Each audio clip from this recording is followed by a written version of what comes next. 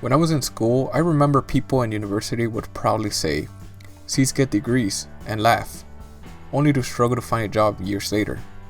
And I remember thinking, how did you expect not to struggle? A good number of companies require a minimum GPA just to apply, and some prefer GPAs as high as 3.7. The same is said for internships. Most require at least a 3.0, and yet many students don't seem to realize and don't consider grades to have such a high importance. So tip number 1, get the best grades possible. Actually, if I had to reduce this video to one tip, this will be it. In addition to the benefits of qualifying for jobs, good grades will also get you recognized by your professor, especially if you attend a smaller campus. I can guarantee you the professor will notice the student that gets the A's in the exams. As an example, when I was in college, my professor noticed me and invited me to join a NASA-sponsored project just because I was getting good grades. This is where I gained experience and I learned to work in a multidisciplinary team. Which leads me to tip number 2. Work on faculty-supported projects as soon as possible. In my situation, my grades allowed me to join. But if you don't have the grades, I recommend you go out of your way and talk to your professor. Sometimes personal responsibilities can get in the way of good grades.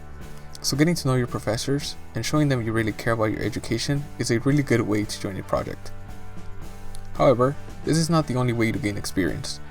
If you're still a freshman or unable to join a project, you can still go beyond and do it on your own. This is tip number 3. Work on your own personal projects. This will give you the technical experience and you will not have the pressure of meeting deadlines or getting a team member to cooperate. I especially recommend this if you're a newer engineering student. Recruiters will love this since it will show you are truly passionate about the subject and you have self-initiative. If you're not sure where to start, I recommend you start with projects with an Arduino kit. There are several online that are very budget friendly. Link in the description. While gaining experience with faculty and personal projects is very important, learning to present your skills is just as vital. Which brings me to tip number 4. Take advantage of the resources at your university, such as resume workshops and job fairs. This will help you present the skills you gained during your education in paper and in person. I cannot emphasize how important this is. As a recruiter, I now speak to countless engineering students, and one of the main deal breakers is a lack of social and professional skills.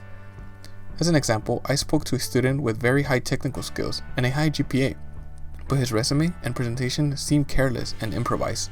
Thus, he was disqualified for the interview. Remember, recruiters are not only looking for the brightest students, they are looking for a friend, someone who they can invite out to lunch and have a casual conversation with. Which brings me to my final tip. Number 5. Get involved in extracurricular activities.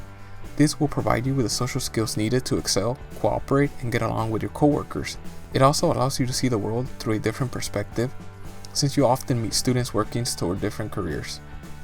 As an example, when I was in school, I joined a business club, which kept me sane during the semester, and when the semester was over, it would give me a chance to socialize and have fun with people outside the engineering bubble. Don't forget, you are still human, and there is a world outside your engineering career. Anyway, that's it for this video. As always, thanks for watching and subscribe for more videos. Oh, I almost forgot. Recently I created an Instagram, so if you want to see what I'm up to, check it out. Link in the description.